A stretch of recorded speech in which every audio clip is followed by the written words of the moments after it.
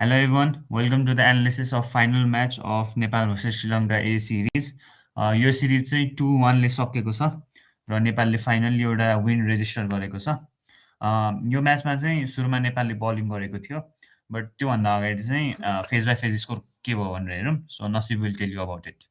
Thank you Utsav. आज नेपालले चाहिँ कम्पेरिटिभली फर्स्ट र सेकेन्ड गेम भन्दा चाहिँ निकै नै राम्रो खेलेको छ होइन।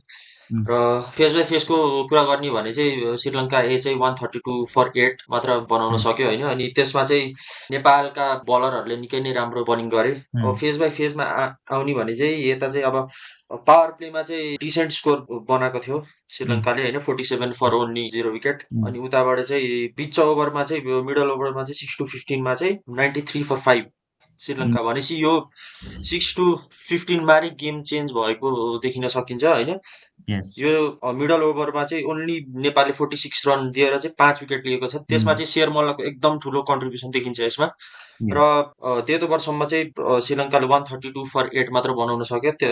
त्यसमा चाहिँ अब नेपालको जहिले पनि डेथ ओभरमा बलिङ कन्सर्न थियो भनेर धेरै कुरा आइरहेको थियो। आजको गेममा चाहिँ नेपालले निकै नै राम्रो बलिङ गरेको छ। नन्दन यादवले पनि, इभन करण केसी, सोमपाल कामीले पनि कम इकोनोमी दिएर चाहिँ डेथ ओभरमा चाहिँ 39 रन्स मात्र दिएको छ र 3 विकेट चाहिँ श्रीलङ्का आएको झारेको छ।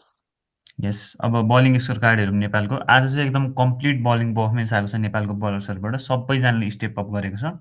सो सुरुमा करण केसीले 2 ओभर 13 रन एकदम इकोनोमिकल 6.5 को इकोनोमी। सोमपाल कामीले 2 ओभर 18 रन एकदम इकोनोमिकल 9 ओभर 9 इकोनोमीको। एन्ड देन नन्दन यादवले एकदम ब्रिलियन्ट पर्फर्म गरे होइन। पहिलाको म्याचहरूमा उहाँको नराम्रो भएको थियो, बट यसपालि कमब्याक गरेका छन्। 3 ओभरमा 23 रन र एउटा विकेट पनि निकाले होइन। He is the only fast bowler आजको म्याचमा जसले विकेट निकाले नेपालको साइडबाट। 7.67 को इकोनोमी र main star of the show was Sher Malla होइन। 4 ओभर गरे उहाँले र एउटा मेडेन पनि फाले त्यसमा र 20 रन र 4 विकेट। फाइफर झन्डै आइसकेको थियो, बट फाइफर चाहिँ लिएन उहाँले, बट 4 विकेट पनि लिए होइन। एकदम हि वाज द मेन गाई हाम्रो आजको बलिङमा र 5 को इकोनोमी थियो, सो एकदमै इकोनोमिकल पनि। र दिपेन्द्र सिंह ऐरीको हामीले पनि पहिलाको भिडियोमा नि कुरा गरेका थियौँ होइन। Airee has not been in his best होइन, फर्म आइरहेको थिएन, बट आज चाहिँ एकदम राम्रो पर्फर्म गर्नुभयो होइन। 4 ओभरमा 19 रन 4.75 को इकोनोमी र 2 विकेट पनि निकाले। त्यसपछि क्याप्टेनले पनि आज बलिङ गरे होइन। 2 ओभर 8 रन र एउटा विकेट पनि निकाले, 4 को इकोनोमी। र भुर्तेलले पनि 3 ओभर गरे 30 रन र 10 को इकोनोमी। भुर्तेल आज हल्का एक्सपेन्सिभ साइडतिर गए, बट अरू बलरहरूले राम्रो गरेको भएर त्यो त्यस्तो देखिएन। एकदमै कम्प्लिट दामी पर्फर्मेन्स आएको छ आज बलिङबाट नेपालको। स्पिनर्सहरूले नै एकदमै गेम सकाइदिए भन्दा हुन्छ होइन। पुरै श्रीलङ्काको ब्याटिङ लाइनअपलाई पुरै सकाइदिए र 132 मा रोके। फास्ट बलरहरूलाई पनि क्रेडिट दिनुपर्छ, उहाँहरू एकदम इकोनोमिकल गए both in the later half of the game र सुरुको पावर प्लेमा पनि, जहाँ चाहिँ धेरै रन खाइरहेको थियो नेपालले पहिलाको म्याचहरूमा। यसपालि चाहिँ एकदमै राम्रो गरेका छन्। सो अब चाहिँ सेकेन्ड इनिङमा जाउँ। सेकेन्ड इनिङमा नेपाल ब्याटिङ गर्नको लागि उत्र्यो with the same opening Kushal Bhurtel and Aasif Sheikh. So अब नसिबले चाहिँ सेकेन्ड इनिङको फेज बाई फेज भन्छ। सेकेन्ड इनिङमा चाहिँ नेपालले 16.2 ओभरमा चाहिँ चेज गरेको थियो target 134 on the loss of only 3 wicket. त्यसमा चाहिँ हाम्रो ओपनर कुशल भुर्तेल फाइनली 35 बलमा 49 रन बनाए र उताबाट आसिफ शेखले चाहिँ 13 बल्समा 11 रन्स, रोहित पौडेलले 14 बलमा 19 रन्स, आरिफ शेखले 22 बलमा 24 रन नट आउट, अनि दिपेन्द्र सिंह ऐरीले चाहिँ 15 बलमा 22 रन बनाए। र फेज बाई फेज भन्नुपर्दा चाहिँ पावर प्लेमा चाहिँ नेपालले 47 रन बनायो, एउटा डिसेन्ट स्कोर। पावर प्लेको लास्ट बलमा अनफर्चुनेटली आसिफ शेख चाहिँ आउट हुनु पर्यो।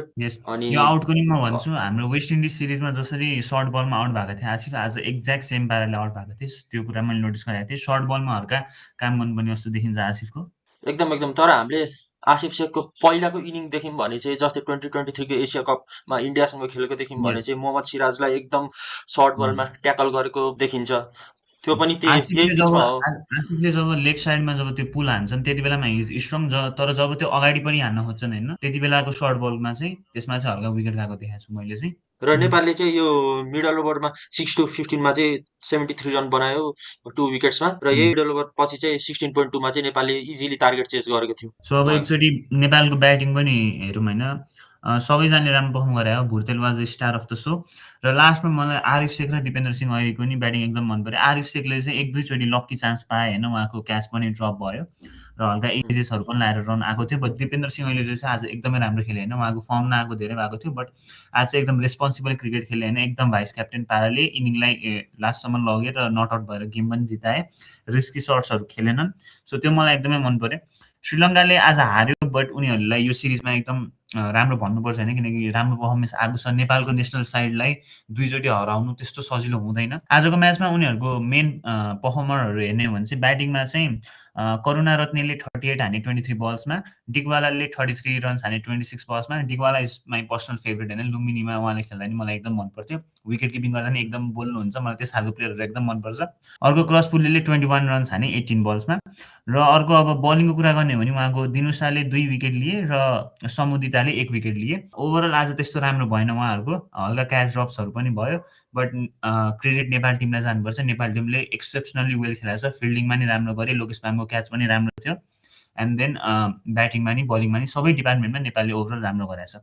एकदम आज नेपाललाई चाहिँ आजको ब्याटिङबाट चाहिँ धेरै कन्फिडेन्स मिल्छ जस्तो लाग्छ मलाई। किनभने भुर्तेल पनि त्यति धेरै फर्ममा थिएनन्। उसले आज टाइम लिएर गेम खेले र 49 रन्स बनाए। यसले चाहिँ अब आउने गेममा चाहिँ, अब आउने प्र्याक्टिस म्याचेसमा चाहिँ निकै नै कन्फिडेन्ट दिन्छ। सो अब यो श्रीलङ्काको सिरिज पनि सक्यो नेपालको होइन। अब इन्डिया टुर छ, वाङखेडेमै खेल्छन् नेपालले होइन। र अब उता बिपिएल पनि सकिएको छ, सन्दीपको टिमले जित्यो पनि। सन्दीपले त्यस्तो खेल्न पाएनन्, बट स्टिल सन्दीपको टिमले जितेको छ। सो अब सन्दीप सिधै इन्डिया गएर अब टिमलाई मुम्बईमै भेटेर अब त्यहीँको प्र्याक्टिस त सुरु हुने होला नि होइन। त्यही नै हो। अब सन्दीप सिधै अब हिजो बिपिएल जितेपछि इन्डिया जान्छ। अनि यस इन्डिया गएपछि चाहिँ उता वाङखेडेमा चाहिँ सँगै टिमसँगै जोडिने यस प्लान छ सन्दीपको। यस यो श्रीलङ्काको टुर भन्दा नि इन्डियाको टुर चाहिँ एकदम इम्पोर्टेन्ट हुनेवाला छ, किनकि सेम ग्राउन्ड हुनेवाला छ जहाँ चाहिँ हामीले इङ्ल्यान्ड, वेस्ट इन्डिजहरू सबै टिमसँग खेल्नेवाला छौँ वर्ल्ड कप। सो त्यो चाहिँ त्यहाँको सिरिज चाहिँ हेर्न एकदम मजा आउनेवाला छ। केटाहरूले कस्तो खेल्छन्, हाम्रो स्पिनर्सहरूले कस्तो गर्छन्, पेस बलर्सहरूले कस्तो गर्छन्। I am really looking forward to see that, किनकि वाङखेडेको पिच भनेको एकदम ब्याटिङ पिच हो, एकदम चुटाइ खाइन्छ त्यहाँ। र पेसरले इफ राम्रो बाउन्स निकाल्न सक्यो भने त्यो एकदम बेनिफिसियल हुन्छ। र शेरमनले जसरी यहाँ फाइनल म्याचमा राम्रो गरे, उता गएर पनि त्यस्तै गर्यो भने प्लेइङ 11मा पर्ने डेफिनेटली चान्स छ। So I really look forward to see शेरमनलाई होइन वर्ल्ड कपमा नेपालको लागि खेलेको। सो अब हेरौँ के हुन्छ। नेपालले चाहिँ आज आई थिङ्क पहिलाको म्याच भन्दा चाहिँ बलिङ चाहिँ धेरै इम्प्रुभ गरेको छ होइन। एक्सेप्ट भुर्तेल सबै बलरको चाहिँ इकोनोमी चाहिँ 10 भन्दा तल आएको छ। र आई थिङ्क यो चाहिँ अब आउने प्र्याक्टिस म्याच चाहिँ मुम्बईको लागि चाहिँ स्पेसली चाहिँ एकदम पोजिटिभ साइन हुनेवाला छ जस्तो लाग्छ मलाई। आई थिङ्क शेरमललाई चाहिँ आज मैले आई थिङ्क अस्तिको सोमा पनि भनेको थिएँ होला, शेरमललाई चाहिँ एउटा दुईवटा गेमले चाहिँ जज गर्न मिल्दैन होइन। किनभने out and out mystery spinner हो होइन। त्यही भएर आई थिङ्क आज शेरमलले राइट टाइममा चाहिँ आफ्नो फर्म पाएको जस्तो लाग्छ मलाई। त्यसै गरी चाहिँ उता अब करण केसीले पनि राम्रै बलिङ गरे, 2 ओभरमा 13 रन। कामीले पनि 2 ओभरमा 18 रन। नन्दन यादवले पनि आई थिङ्क पछिल्लो गेम भन्दा चाहिँ आज निकै नै इम्प्रुभ गरेको जस्तो देखिन्छ होइन। 7.67 को इकोनोमीमा बल फालेको थिए। आज 1 विकेट पनि लिन सफल भयो। दिपेन्द्र सिंह अहिले एज युजल आई थिङ्क जब नेपाललाई क्रुसल मोमेन्टमा विकेट चाहिन्छ, आई थिङ्क दिपेन्द्र सिंह अहिले जहिले स्ट्यान्ड आउट गर्छ। रोहित पौडेल चाहिँ नेपालको लागि चाहिँ एउटा गोल्डन नाम जस्तो साबित हुन सक्छन् जस्तो लाग्छ मलाई होइन। जस्तै इन्डियाको लागि पहिला चाहिँ अहिले चाहिँ हर्षित राणा हुँदैछन्। हर्षित राणा, शार्दुल ठाकुर। आई थिङ्क नेपालको लागि के थाहा, अब क्रुसल मोमेन्टमा चाहिँ रोहित पौडेल एउटा पार्ट टाइम बलर पनि हो, आएर चाहिँ प्रेसर बनाएर चाहिँ विकेट दिन पनि सक्छन्। यस रोहितले पहिलाको वर्ल्ड कपमा नि बङ्गलादेशको अगेन्स्टमा त्यो एकदम राम्रो पर्फर्मेन्स गरेको थियो विथ बल होइन, हामीलाई याद छ। सो ओभरअल एकदमै राम्रो भयो आजको म्याच। सबै डिपार्टमेन्टमा नेपालले एकदम राम्रो गर्यो। So we are really looking forward to इन्डियाको टुर होइन। अब इन्डियाको टुर छ र Sandeep is going to be back. So सन्दीपको पर्फर्मेन्स हेर्न एकदम रमाइलो हुनेवाला छ। आई होप तपाईँहरूलाई यो एनालिसिस मन पऱ्यो होला। हामी नेक्स्ट इन्डिया टुरको म्याचेसहरूको पनि डेफिनेटली एनालिसिस ल्याउँछौँ र वर्ल्ड कपको म्याचेसहरूदेखि लिएर सबै म्याचेसहरूको एनालिसिस डेफिनेटली ल्याउँछौँ। यो भिडियोमा हामीले आफ्नो ओपिनियनहरू दिएका छौँ। तपाईँहरूको ओपिनियन के छ, शेरमलको रिगार्डिङ के छ, शेरमल प्लेइङ 11मा पर्नुपर्छ कि पर्दैन वर्ल्ड कपमा, त्यो डेफिनेटली भन्नु होला। र अझै नेपाल टिममा के इम्प्रुभ हुनसक्छ त्यो पनि भन्नु होला। र हाम्रो एनालिसिसमा पनि के इम्प्रुभ हुनसक्छ त्यो पनि भन्नु होला कमेन्टमा। हामी सबै कमेन्टहरू पढ्ने गर्छौँ। सो त्यति भन्न नछुटाउनु होला। Will see you guys in next analysis. By.